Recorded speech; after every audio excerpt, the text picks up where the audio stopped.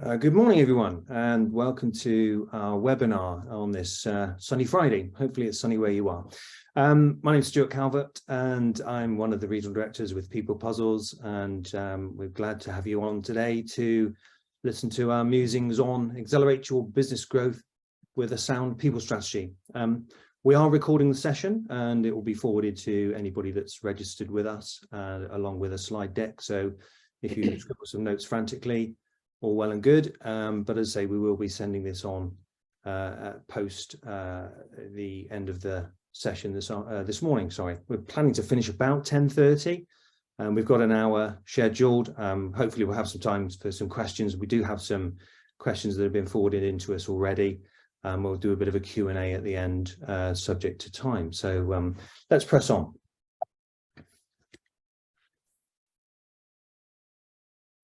So who we are, People Puzzles. There's about 80 of us. We're C-suite, board level HR directors that work on a part-time flexible basis with SMEs and mid-tier businesses. As I say, we're operating across the UK. We support about 300 businesses and organizations on a monthly basis, and an innumerate number on an ad hoc basis as well that call upon our services.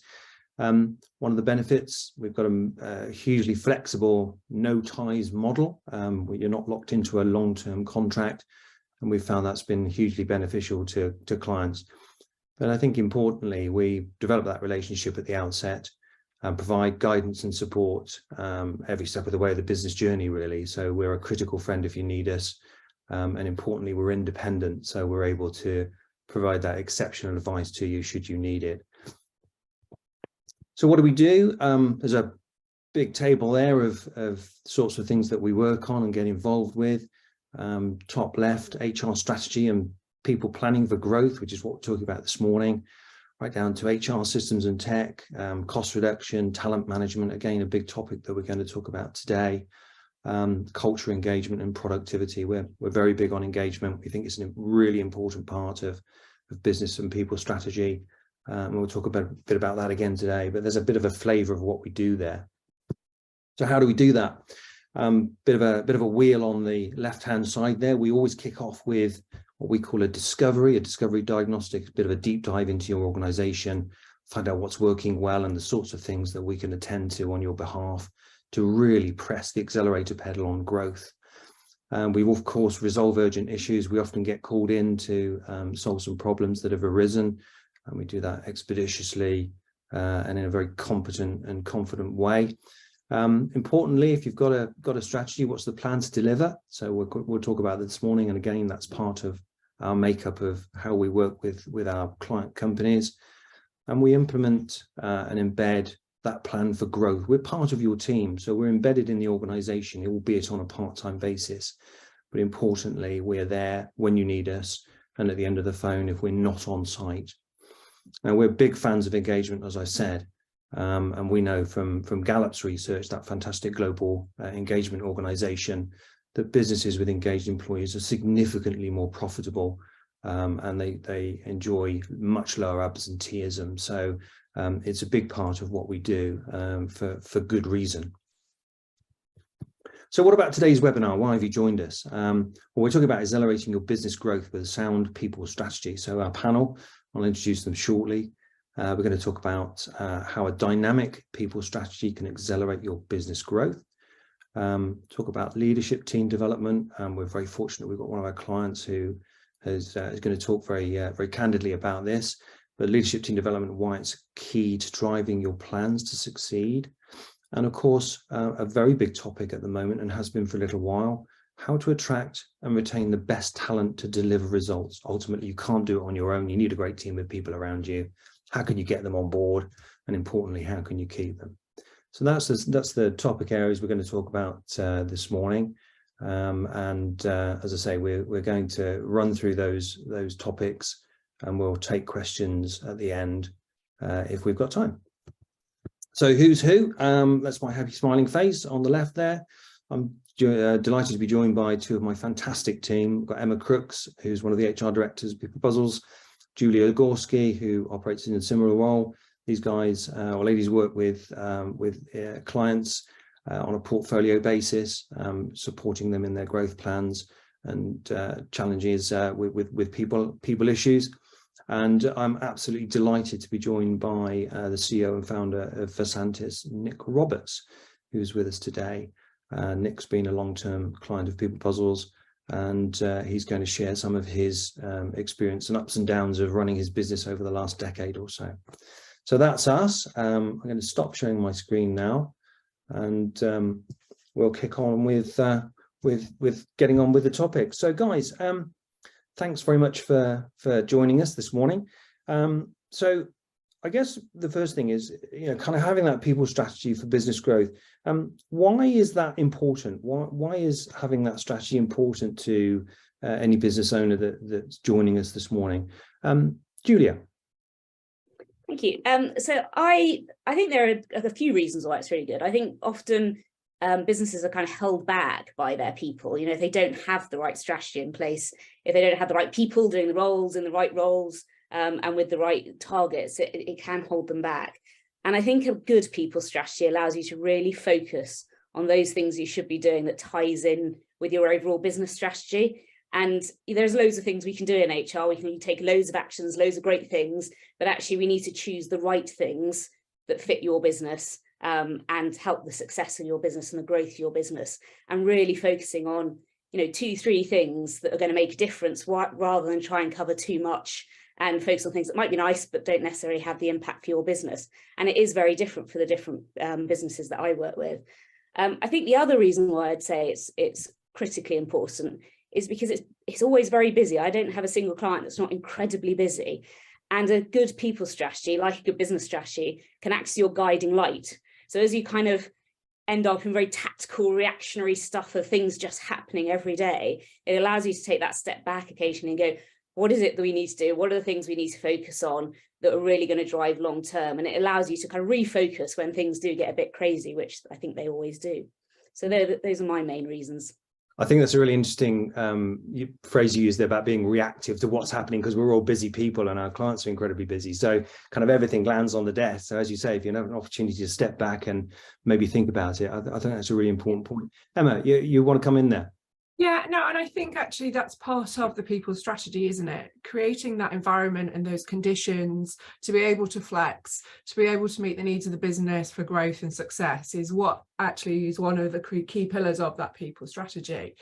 And having that where, as you said at the outset, Stuart, employees are engaged, they're getting fulfillment from the role that they do every day, and therefore you're getting that discretionary effort, all aiming in the right direction is absolutely key. No, brilliant, thank you. Nick, you're nodding there. Tell us your experience kind of not having a strategy and now having one. Well, my strategy at the start, when we started the business, so we've been in business about 14 years and we're a technical business. So my strategy at the start was just work really, really hard and try and cope with everything. And what Julia was saying about the busyness getting in the way of actually making progress and holding the business back. And that's definitely something that we had. So what we've found since we've started working with People Puzzles is that, and again, exactly as Julia said, it allows someone to externally make sure that we're still aligning to our business strategy, rather than just bouncing off the rails day by day with the normal things that we need to deal with. Someone occasionally just course corrects us and says, remember, this is where we want to go, and also not just reminding us of where we want to go, but helping us set that direction and helping take an awful lot of the heavy work off of me, because frankly I don't know anything about people other than the interactions that I have. I don't know how. I'm not great at understanding people, because I'm a technical person myself. I'm generally quite introverted, despite this.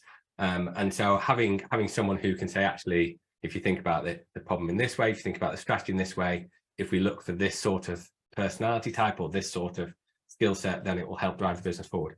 That was incredibly helpful for me, and has really helped us develop well. So the strategy is important, of course, but I guess you've got a plan that helps you to deliver on that strategy. I mean, how often are you reviewing these kind of things? So in terms of the business strategy, we're reviewing that constantly. We've had a really dynamic few years. Well, every business has, haven't they? For good and bad reasons. But we've over the past 2-3 years, we've spent a lot of time and effort in developing our people and developing our leadership team, especially. And that's allowed us to spend a lot more time thinking about our business strategy. In the last 2 years since we've worked with James, our HR director, he's really put in some great structures for us to think about people and think about the development of those people. So we have a monthly leadership team meeting that James sits on, and he helps us think about not just the day-to-day running, but what we're doing longer term. We have a quarterly strategy meeting with the senior leadership team off-site, where we're thinking about what's coming up in the future in terms of the business and what that will mean in terms of the people and the structures that we'll need there. We've also put in some very regular kind of line management type activities, so one-to-ones, training and development for line managers, a lot of whom are new to line management in our business. And he's spending a lot of time coaching and mentoring the relatively new senior leaders that have joined me over the last couple of years and making sure that they're well supported. So there's a real mix of interventions and support from James, and that's teaching me how to do that as well. So it's not just if James disappeared tomorrow, which I hope he doesn't, but if he did just disappear tomorrow, then I think there's a lot more knowledge in the business about actually how to think about people and how to think about personal development, which is fantastic.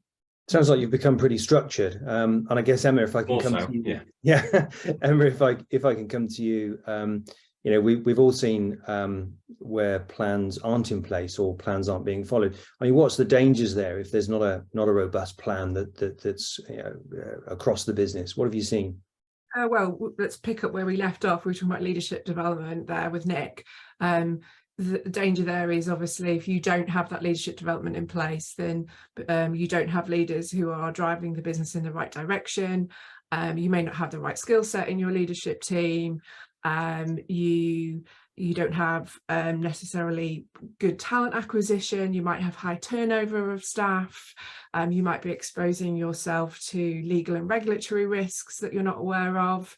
There are a multitude of things that can come up there with regards to employee engagement, so low productivity, people not doing what you think you're doing, lack of innovation and creativity, that lack of future focus.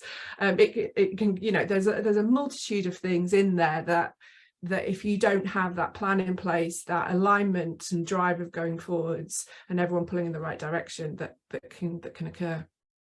And Julia, yeah, go ahead. I was going to add to that, because I think one of the things I see where there's been no kind of future strategy is actually businesses can suddenly come a bit unstuck. So if you're growing very rapidly, but you haven't been thinking about the pipeline of people you need to be able to fulfill your clients' needs or the new business, you can suddenly find yourself in a situation of being very successful as a business and getting the business in, but not actually having the people who can then deliver that business. Whereas if you're planning ahead in the future and you're thinking, right, if I grow at this speed and at this rate, I will need these people to match it, and I will need these skills and capabilities and this structure, it's a lot easier to respond to those requirements as the business grows. So I think that's one of the things that I've seen, is that the ability to respond to the business growth can be quite hindered if there isn't a people strategy and plan in place. I'd agree with that as well, and that's definitely something we found at the start. So we're a software agency, so we build software products for our clients, and we have very little visibility of what's coming up next. Very rarely do people come along and say we need something in 12 months time. It's normally we need to start tomorrow. And so we were constantly finding that we were banging up against a limit on the number of people we had or the availability of those people. And we could fix that by hiring people and hiring freelancers in short term, that sort of thing. But then you have this gap between, we've got a bunch of technical people, we've got our clients on the other side, but there's no one then to manage and organize and support the people who are doing the work. And those sorts of people are really hard to just turn on straight away. So developers are relatively easy to find as contractors, but project managers, mid-tier leaders, supporters and project managers and that sort of thing is much harder to find. So having that longer term view of what we wanted to do in terms of our development team growth allowed us to then say, okay, we'll need these people in the mid-tier as well and in the senior leadership team to support them and make sure that they can be as effective as possible. Otherwise, doesn't matter how many people we have in the team, we're still going to be hitting a resource limit. And doing that as well, where you're doing it from okay, you don't, just because you've said we're going to hit this number, that doesn't mean to say you absolutely have to hire all of those people and commit yourself to all of those people, but it's that readiness to do that. Yeah. You geared up for it. If when you get there you don't need them, you don't bring them on board, so you're not making that cost commitment to the business, but it's about that readiness and not having the power associated with not being ready. Exactly. The worst thing in our world is having a queue of customers that want to do great work and we just have no idea how we're going to deal with it. So as you say, having a plan. And sometimes the other thing that we've been much more confident about is, and it is a lot of what we've had over the last 2 years, is increased confidence. I mean, I used to have lots of sleepless nights, as Stuart knows. Sorry, just to be clear, we don't sleep together. But I used to have lots of sleepless nights worrying about everything, and the ability to deliver work well is one of the big things. And I now have I now know that someone is worrying about that in the background when I'm not thinking about it, when I'm thinking about something else. So having that knowledge that there is a potential plan in place and that we can react quickly if we need to, but not just reacting, that's fantastic. That's interesting. I guess, you know, if I was attending this webinar and watching on, I'd be thinking, crikey, there's an awful lot to attend to. How am I going to fit that into my day as well as doing my job and meeting the needs of my customers? And I think, you know, certainly in my experience, and Julia, I'm sure you're in the same boat, having a plan that you're working to and reviewing on a quarterly sprint basis, just to check, you know, where are we in terms of the numbers and our progress, what's our milestones here, and do we need that extra resource? You know, that's been invaluable. I'm guessing that you're in the same boat. Emma, Julia, is that something you're working with? Yeah, I mean, I one of my clients I go and see, I always particularly enjoy, because when I first joined them, they were very, you know, reacting to things. They're a great business. They're successful, but they were really struggling with some people things. And actually, I've now been working with them for quite a significant amount of time, and it's just a lot calmer. You feel it. You know, the owners are not having to react to so many problems. So although yes, there is a little bit of work up front, it does take a bit of effort and focus. In the long run, it is absolutely worth it, because it does calm things down, and you start seeing some of those people issues that kind of, I shouldn't say, but annoy us all. You know, those things that pop up all the time do reduce if you've got a good plan in place and you've taken the right actions. Can you give some examples of where, you know, specific interventions that you put in as a result of a plan where that's really driven the business on? Yeah, so one thing I'd say is, as part of this particular plan, we reviewed this organisational structure. All the management responsibility was landing in the MD's lap, even though there were nominally managers. It was all going to the MD. So one of the things we did, and it did take a while, but reviewed the whole structure, every single role in the structure, to make sure it was effective.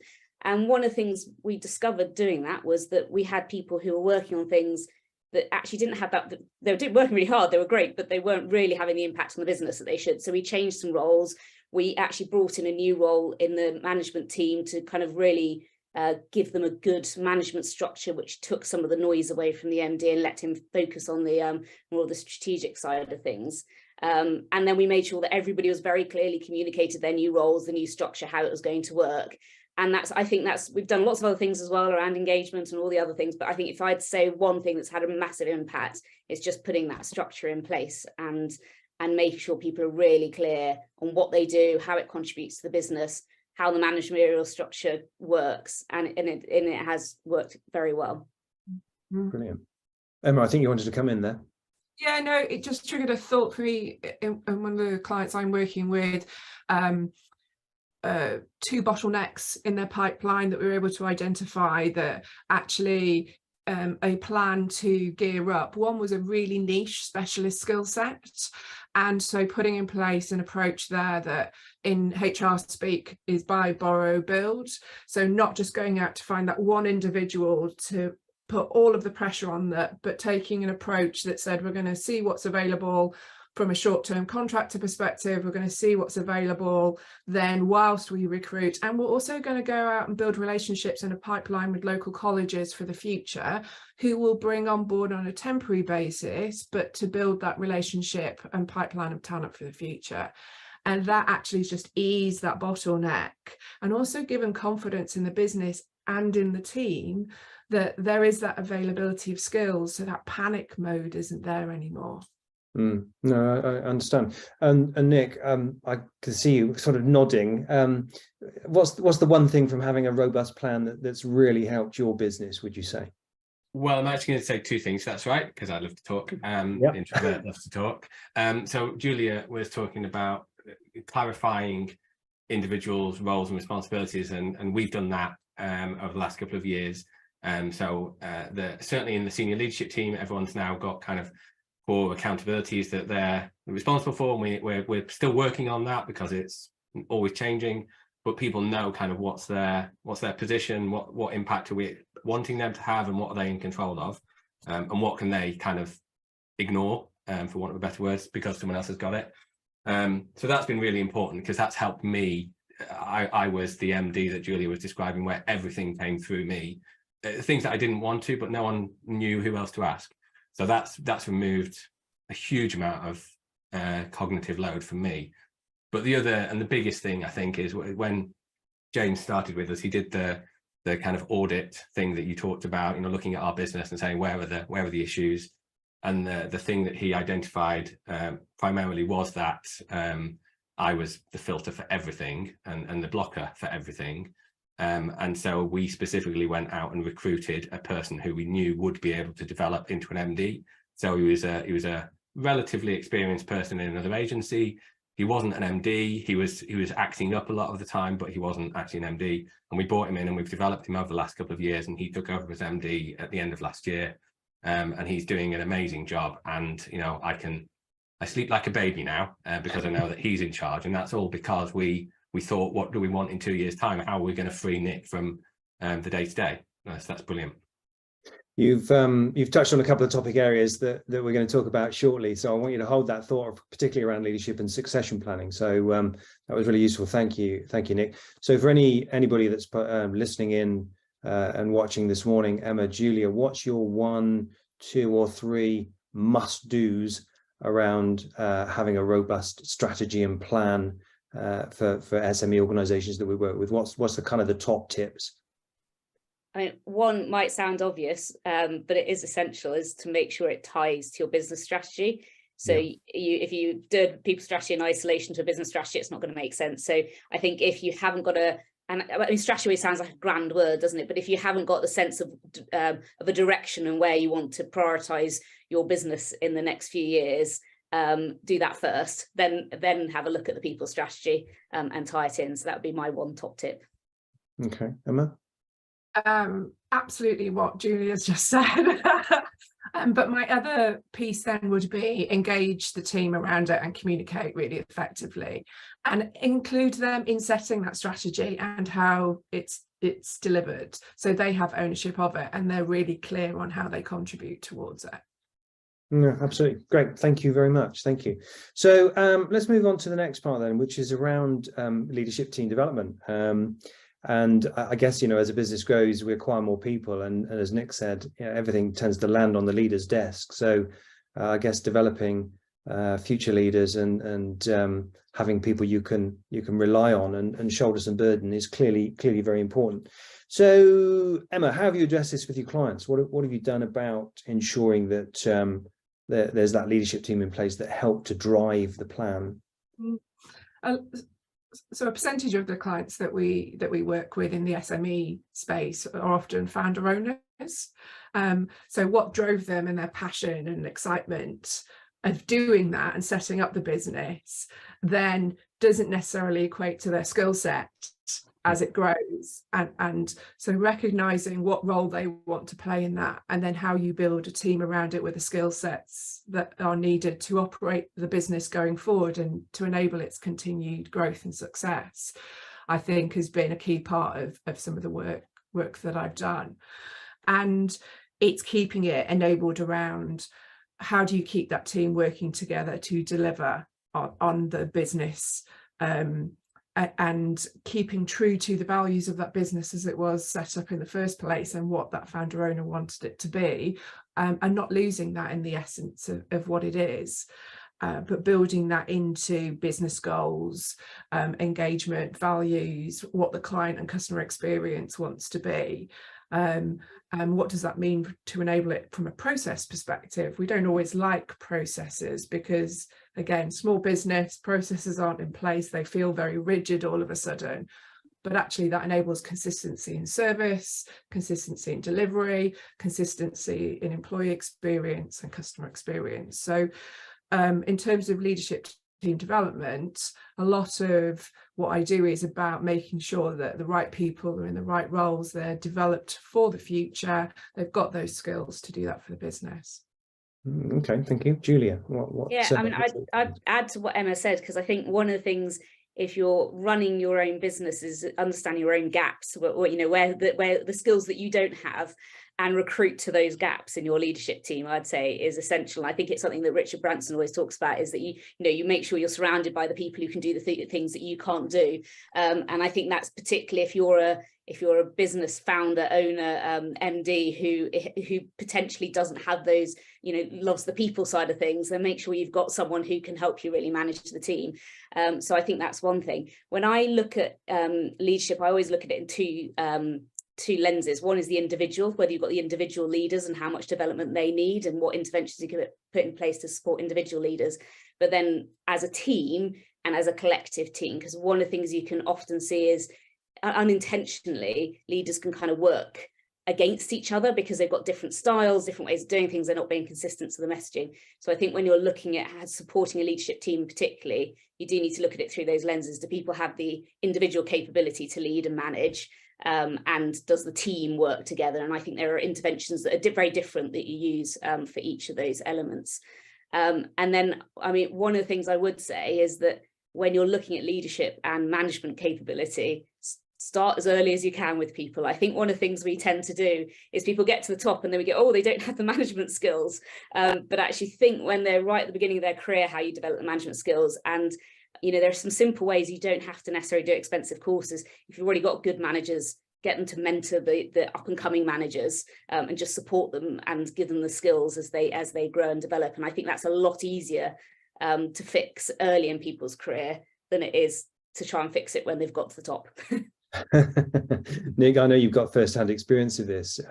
So how have you gone about identifying and then appointing the leadership team and effectively delegating some of the responsibilities that have fallen on your shoulders?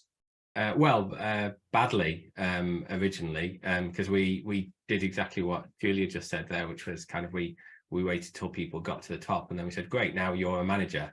But there was no support for that, and there was no desire from their point of view most of the time. I think it's a typical story where an expert, and this comes back to what Emma was saying, people kind of get promoted beyond maybe their capability or their desire, and we definitely did that early on. But what we're now doing is we're actually trying to identify, by having a people strategy and by saying where do we want to be in 3 or 4 years time, we're able to look at the people in the business now.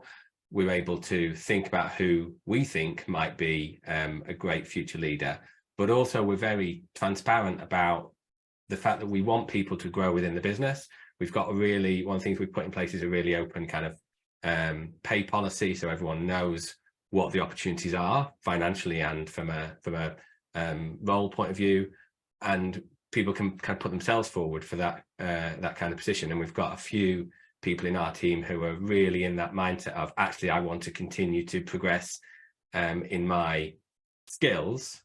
And some of them, what we've done is we've put together, for the developers especially, we've put together 2 different tracks. Basically, as you progress through your skills and become more and more senior developer, you then have choices. Do you go into develop line management responsibilities and look after other developers, or do you go into a kind of a tech specialist where we know you don't want to do line management, and that's fine, we're just going to make really good use of your technical skills? And we're being really open about how that would work. and we're basically letting people choose, but we're supporting them along the way, and we're trying to think, what does the business need? Because obviously what we don't want is everyone to choose, I don't want to be a line manager, and then we're left with a whole load of technical specialists and no line management. So there is a little bit of nudging and steering along the way, but it's we try to do it in a very supportive and open way. And what's some of the pitfalls you've encountered along the way? Well, so as I said, we used to do it badly, and that meant, you know, putting people into a position where they weren't comfortable and it didn't work out. And what you find there is if you put someone in a role that they're not comfortable in, you don't get the effectiveness that you're after. You can't delegate to them because actually problems just bounce back, or potentially worse, you do delegate to them and then the problem just continues, and things don't get moved on. And I suppose eventually they will come back to bite us. So we've definitely had a couple of instances where we've felt we had a need for a leader, like a tech lead or something like that, and we've identified the most senior person in the business, and we've said, you're now going to be the tech lead, and it just hasn't worked out, and they haven't found it enriching for their lives, and we haven't found it helpful. And what we've tried to do then or what we've had to do then is backtrack, which is really difficult to do, and it's kind of feels like a downgrade in role for the person who was promoted, and it's confusing for everyone else. So I think that kind of idea that you just gradually increase someone's skills and then promote them into a line management thing, that's something that I think a lot of businesses are aware can happen, but I think a lot of businesses still fall into, because if you're not thinking forward, then you'll your only choice really is to use the people you've got right now. Emma, Julia, your experience of this within your clients, we've already talked about people being put into the wrong seat or perhaps being promoted beyond the skill set that they currently have. What other things have you encountered? I think this is one of my areas that I get kind of wound up at, because I think we put a lot on managers. We expect a lot of people, and if you know, look at LinkedIn, there's always comments about people leave managers, they don't leave the job, or and all that kind of thing. But actually, we don't often give them the support they need to be great managers. And I think most people can be good managers. They might not be amazing, but they can be good managers if they're given the tools and the support to do that. And I think that's what I see, is that people lose their confidence a bit if they've been promoted, and in a small business that has a real impact. If one of your stars is over promoted and then loses their confidence because they don't have the capabilities to do it, then it has a real impact. So I think that's one of the things that I see. Definitely, and I think it's really interesting because there's that ambition piece. Is that my ambition? And if it's not, you've ended up in a role that you don't want to be in anyway as a manager, and you do see that very early in my career. Someone taught me the adage that a great waiter or waitress doesn't make a great restaurant manager. They're completely different skills, and that's stuck with me. I had the privilege of both sides. As a coach, I often work with leaders, developing them and building their self-awareness around that managerial skills and how they develop to manage people better. But on the other side of that, as a mediator, you see the output of that when it's not working well. So the conflict, the confusion, the sort of breaking down of working relationships and being brought in. And that can have a massive impact on the business and be hugely disruptive when you've got teams breaking down where leadership relationships haven't necessarily worked, whether that's between leader teams or whatever it is. So, spotting that, addressing it, not ignoring it and dealing with it, whether it's identifying a development need in a manager, as Julia was speaking to, and giving them the support they need, or whether it's recognizing something's not quite working and actually asking the questions and finding out what's happening there. Don't ignore those things because they don't go away. Yeah, one of the things we've seen relatively recently, as we've brought in, or not brought in, as we've promoted people who've chosen to take on that kind of management track that we've introduced, is because they're new to management and because they're new managers in our business, we've got existing teams who are now managed by someone new who doesn't necessarily have all the tips and techniques of an experienced line manager. And although they're fantastic workers, and they're actually, as you said, Julia, they are great leaders, but they're in this position that everyone is finding a bit uncomfortable. They're finding a bit uncomfortable because they're not necessarily understanding what they need to do to support their team, and their team are finding it a bit uncomfortable because there's a new person kind of in charge, or a new person that now they need to speak to if they want to get something done. And so making sure that we're putting in plenty of support around them, and almost kind of saying to the new managers, it's okay, we know it's going to be hard because they're taking on a burden that they've never had before, and we need to kind of make sure that they know that we're aware that it's going to be difficult for everyone, and just being as responsive as we can be to those feelings from both the people who are newly line managed and the people who are the new line managers. It's almost like an induction, isn't it, into a new job? Yeah. So we're throwing people in at the deep end. And actually, James has been doing some training with the new line managers. We've got 2 people who've just taken over line management responsibility, and he's been doing some training with them to just support them in not just the nuts and bolts of what the processes are, what the kind of ceremonies are you have to go through in terms of one-to-ones, but also how to think about supporting people and how to think about people's personal development.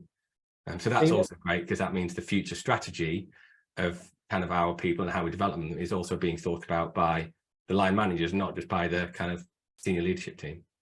So you mentioned one-to-ones there. I mean, clearly a very important part of developing people. How frequently, Nick, do you undertake those, and what have you found that's been really beneficial about that? It varies, to be honest. So some people like to have a monthly one-to-one. Other people want shorter, more regular meetings, and we're open to however they want to do it, really. What we're everyone over the past 12 months has been working on their own personal development plan, and James has helped us put a structure in place for that. And Matt, the new MD, has done a huge amount of work in helping formulate that and make sure that we're giving everyone kind of clarity over what we need and what they can do to help with that. So giving them their own clear goals, and then the individuals are developing their own plan and working with their line manager to fill that out and figure out what support they need, what training they need, what time they need, and that sort of thing. And as well as the regular one-to-ones, what we're also trying to do is make sure that we have really open channels to the other people in the senior leadership team. So as the founder, as I've started to, as we grow and as we introduce more people into the team, I'm sometimes feeling a little bit more distant from the people on the ground. And that's not something I want. And I think sometimes that causes problems. It especially causes problems when I then swoop in and speak to somebody that I haven't spoken to for months, and all of a sudden the boss is talking to you, and it's terrifying. So we're trying to make sure that as well as the one-to-ones, we're also having more open forums where either on individual basis or in a group format, we can make sure people are really understanding my point of view and what I want, and I'm understanding them and having a chat with them. But actually having other people line managing is allowing me to have more informal conversations with people. I don't need to be the big pointy head boss anymore. I can actually be the friendly guy who's talking about how great the business is and all the opportunities that are there and that sort of thing, rather than just, why haven't you done this? Thanks, Nick. And Emma, Julia, how have you instilled in your client leadership teams the importance of being involved in that feedback loop, and how valuable it is to individuals within the business? It's difficult to say because it's kind of the standard thing that we do and we talk about. I think it needs to run through everything. So I think I always talk about it's just great conversations, just make sure you're talking to people. And sometimes those conversations have to be formal and sometimes they're really informal, but you do need to be talking to people regularly, making sure they understand what the business is doing, what they need to do, give them feedback. So it kind of threads through everything we do, but then there is the more formal training. So I think I'm in almost every client, I deliver some kind of line management training. Sometimes that's about creating a community of managers so they can mentor and support each other, but because they've already got some of the skills, it's not too in depth. And then others, it's really taken through the whole kind of suite of line management skills. So it does depend on the capability in the business. And then Emma mentioned it, and actually Nick mentioned it as well, the role of a coach.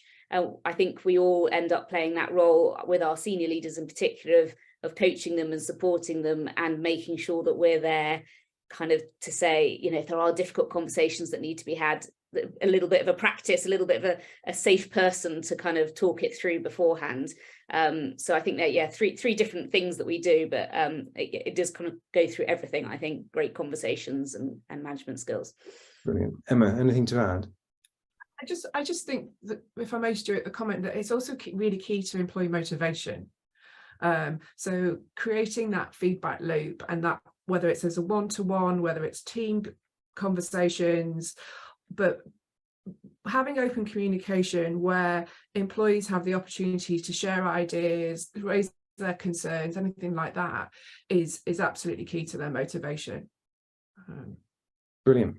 Thanks And very actually, much. I'd add to that, because I think this whole conversation we have, as we've been talking about it, I mean, you started, Stuart, talking about the importance of engagement and the fact that, you know, it's a proven link with business performance. And actually everything that we've just talked about really adds to employee engagement. And I think Gallup have shown that the majority of their statements that link to employee engagement are about the manager, and the role of the manager is really crucial in that. So I think that's, you know, this thing, all these things that we talked about link and have been proven to link to the overall performance of the business as well.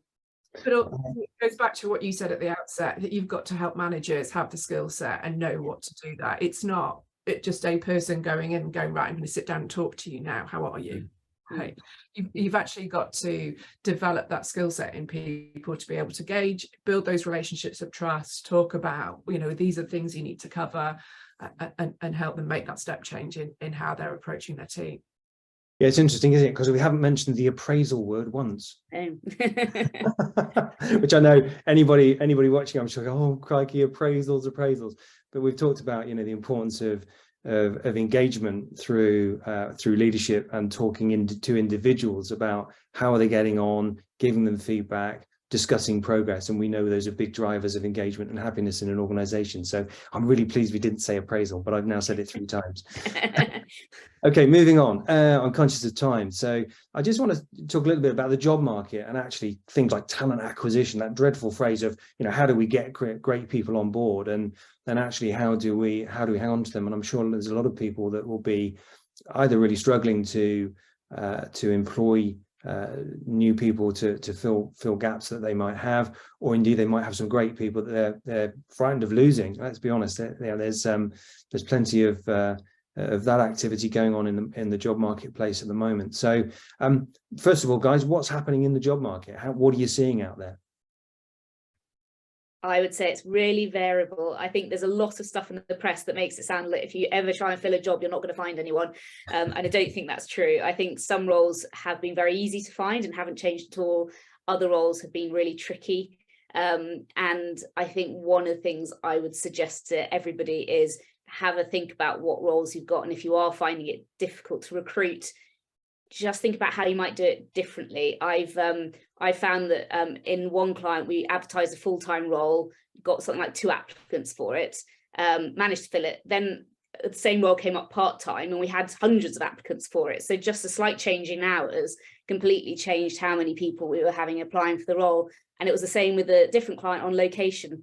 We advertised in one location in the southwest, couldn't get anyone. We moved it a little bit along the M4 and suddenly we had like over 100 applicants for it. So if you're struggling with recruitment, I'd try different things, experiment a bit, and think a bit flexibly with it, because I think there are definitely people out there. They're just not always where you're obviously looking.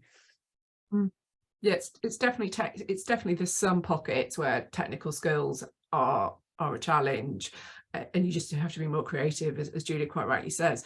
But the headlines that we're seeing are not true across the board. But also think about, you mentioned retention there, Stuart. You know, think about what you're doing this year in terms of pay. Think about what you're doing in terms of benefits. Are you in line with the market? Are you in line with what's happening in your local area? You know, if you're in an area that's difficult to attract talent, how do you make yourself that employer of choice? What is it about you that's really, really attractive to people? We did something with a client recently where we looked at their benefits offering, and actually the fact that the jobs could be done from home. So because the location wasn't necessarily easy to access, most of the jobs could be done from home on an ongoing basis, and they invested and set that up to work like that. Yeah, Nick, what's been your experience? Clearly you're in a technical environment and that can be more Yeah. challenging, particularly in your location. What sort of things have you been doing? Yeah, so I agree with all of that from Juliet and Emma. The tech roles that we try to fill can be challenging sometimes. So we're spending a lot of we're doing a lot on our employer branding, making sure we look like an appealing business. I mean, we are an appealing business, but make sure we look like one as well. and thinking about the benefits that we offer. And we've engaged with the team about effectively asking them what benefits do they find important, because it's all well and good for us to say, oh, we want this benefit or that benefit, but actually if it's not going to resonate with them, it's no good.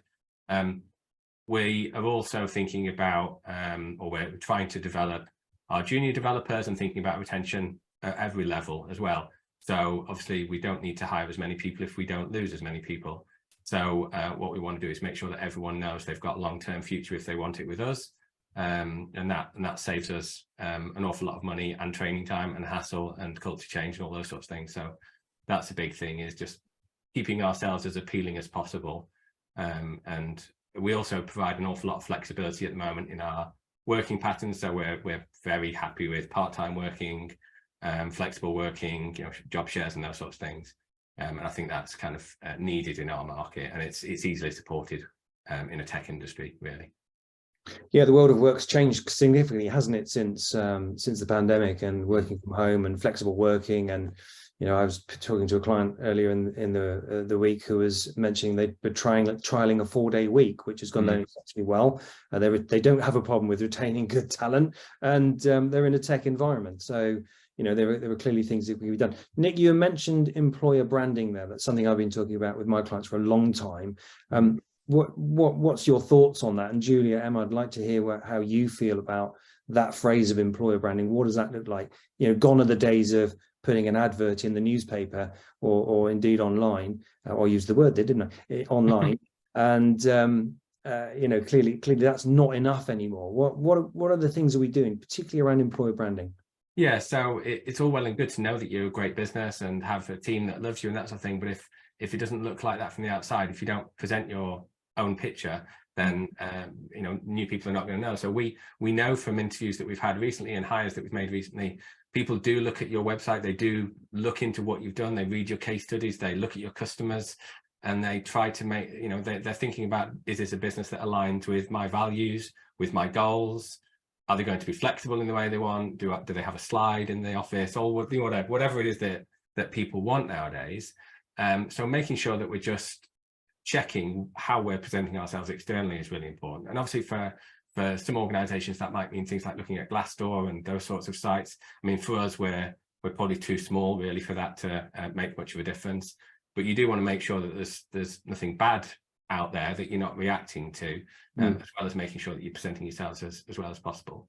And then the other thing we're doing is just trying to have more outreach from the team. So looking at charitable giving, we've got some great signage on our road. We're talking to local business groups, we're talking to local development teams, we're going to meetups, face-to-face or virtual meetups, and getting our brand and our people in front of other people, just so that we're known. And I think that's really paying off. We're getting a lot more people who are coming to us and saying, I saw you and you look like the sort of business I want to work with, and that's amazing to hear. And it's then when people open that, people are very much interested now in working for an employer who knows where they are on the sustainability agenda, or is very clear about what their values are and what's important to them, or has a position on climate if they're in the energy sector and things like that. That's those are the things that attract employees now. And interestingly, I think it was in the CIPD data I was reading last week, something like 47% of employees now will stay with their employer if they're happy with how it's seen in the external market and they're being invested in. So they're being upskilled, going back to what we were saying before. As long as that reputational piece, they're proud of who they work for and they're being developed, then they'll stay.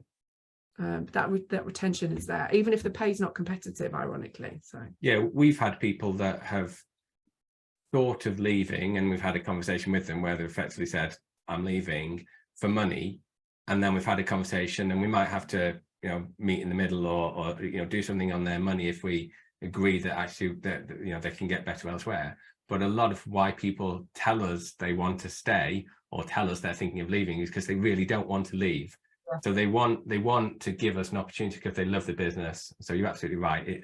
There's a lot more than just money that's on the table. It's making sure you're thinking about all those things. But obviously money has to be right too. Has to be. There's a charity that I work with, and obviously that's public funds, so you have to be very diligent about what you're doing to public funds. You can't just give a bonus and things like that. One of the things that we brought in there was volunteering days. Across a year, they could do 4 paid days out volunteering in their local community, aligned with it. So that then worked for people, because for them they got to go and do something different. It was altruistic. It allowed them have time away from work on a paid basis. So in terms of an additional benefit, it was really attractive in driving engagement and attracting new talent. So let's talk about talent management. So you've got great people in your team, and Nick, you mentioned about not losing them. But what does great talent management look like from an SME or mid-tier business? Julie, I know you've done a lot of work around this. So how are you looking at that from a client-centric perspective? Well, the first thing I'd say is it goes back to what we've already talked about around conversations. I think you need to be having regular conversations with all your staff to know which are the good talent, because sometimes the talent can be a little bit hidden. They're not as obvious as you think they're going to be.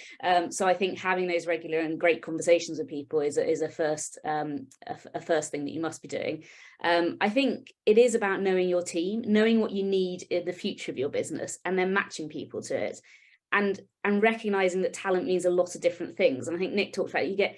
You need some experts in your business that aren't necessarily going to be sitting around the top table, but they are essential to your business. So you need to nurture and develop them and give them what they need. And that might be different. It might be about more specialist training, or allowing people to develop their knowledge and skills, because that's what's important to them. But then you also need to start looking at identifying who are your leaders of the future. How can you, as I talked about earlier, start developing at an early stage in their career, and helping them map that out and see where their potential might take them. So at that point, when you have got a position, as you grow, you've got a position that you can slot them into, they're ready for it. There's kind of no surprises. So I think it would be making sure you have good conversations with everyone, so you can find the right people and identify the right talent, and then putting the right interventions in place for what you think that talent's going to end up doing, but also what's right for them as well.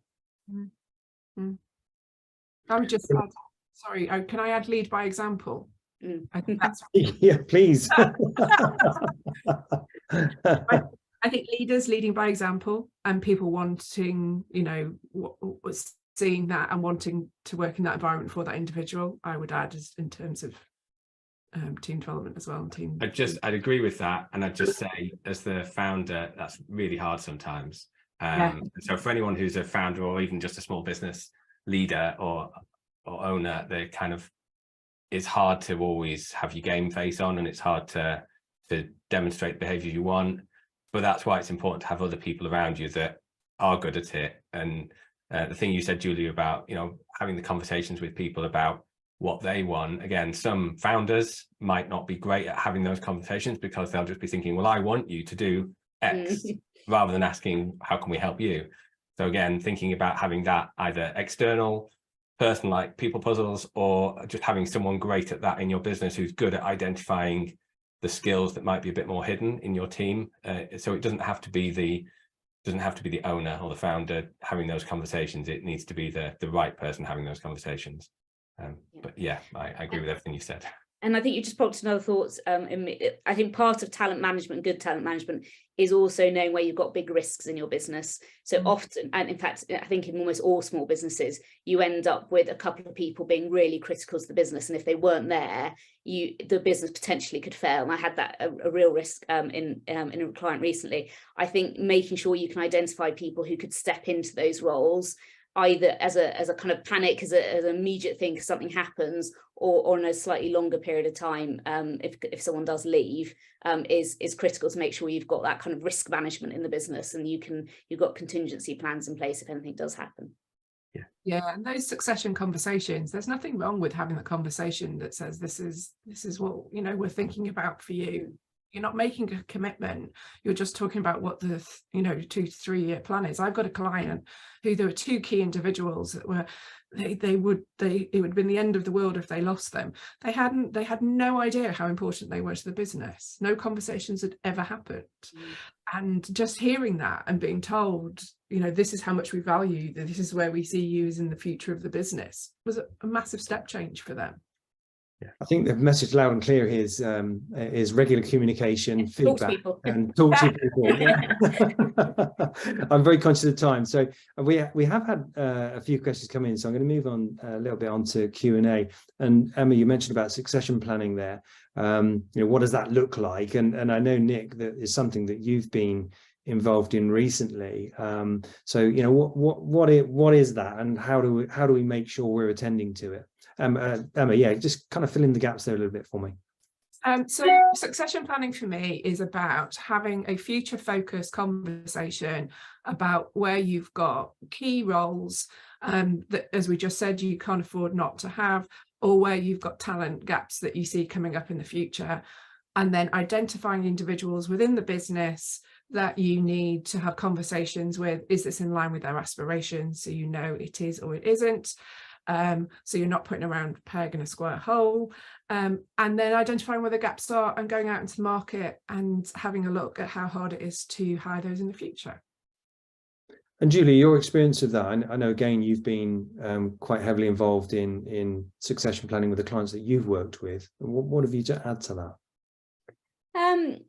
I think a lot of it's about readiness. So you've identified people, you've got to make sure that people are ready. And we've talked about it already today, haven't we? That if just because someone's good at what they do doesn't mean they're going to be ready for that next role.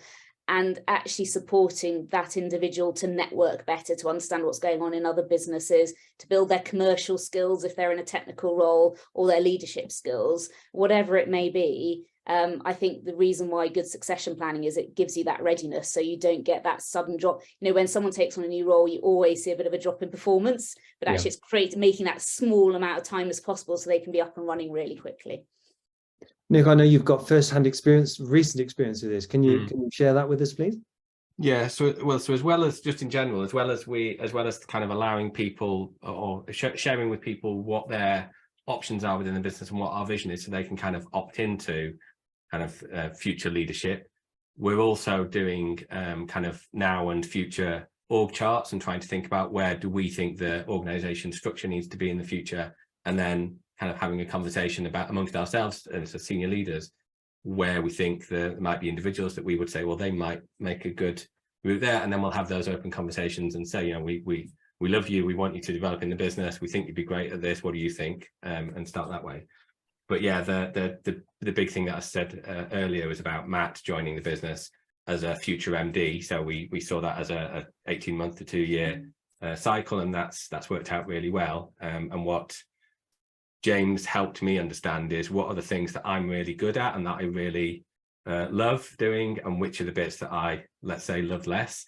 We found someone who had the great complementary skills to go along with me. We recruited externally because we'd already identified that there wasn't a desire in the business for someone else to take on that role. And then we've supported and mentored Matt. I've done a lot of work with Matt, so has James, and so has the rest of the team. We've gradually brought him into the senior leadership team, fairly quickly actually, into the senior leadership team. And then gradually I've handed over responsibilities and tried to let go one bit at a time, and always making sure that he's comfortable with the amount of new responsibility he's taking on.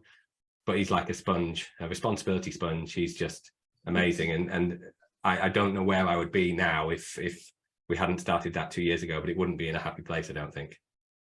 You mentioned trying to let go. I had a wry smile when you said that. Tell us more about that. Well, you know what it's like. Delegation is really hard, isn't it? Especially if you think you know what you're doing. And even though I'm very self-aware, I know exactly what I'm not good at, but actually saying to someone else, here you go, over to you now.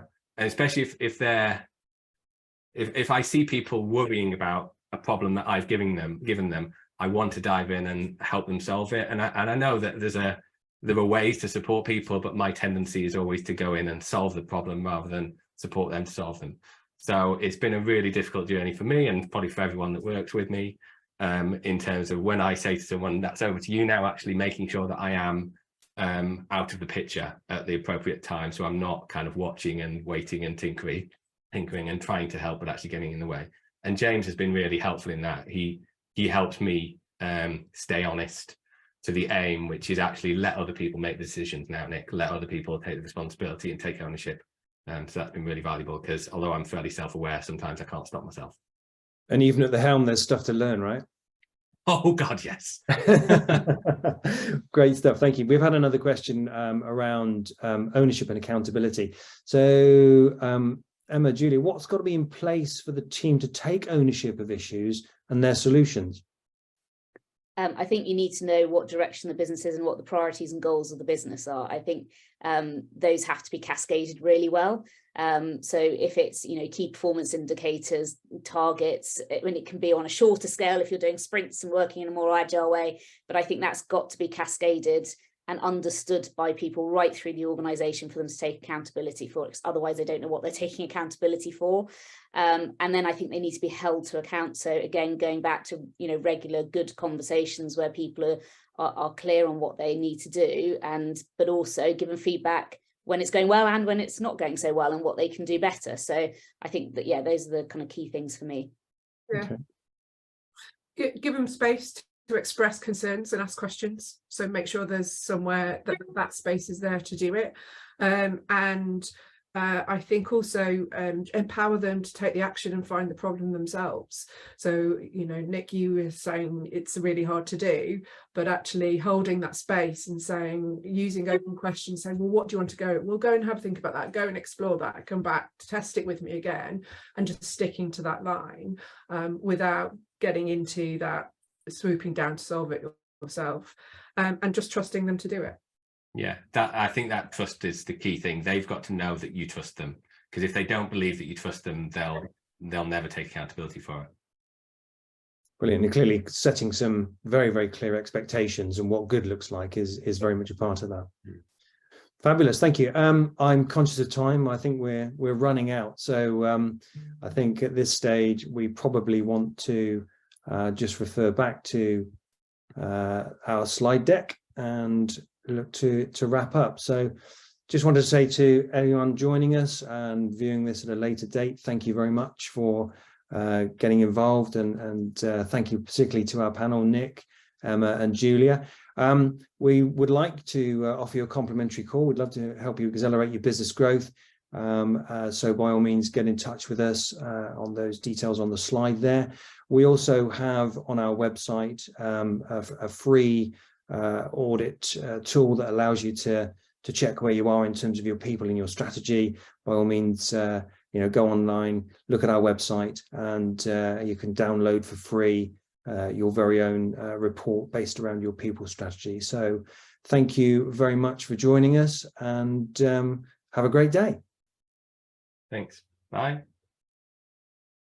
Bye.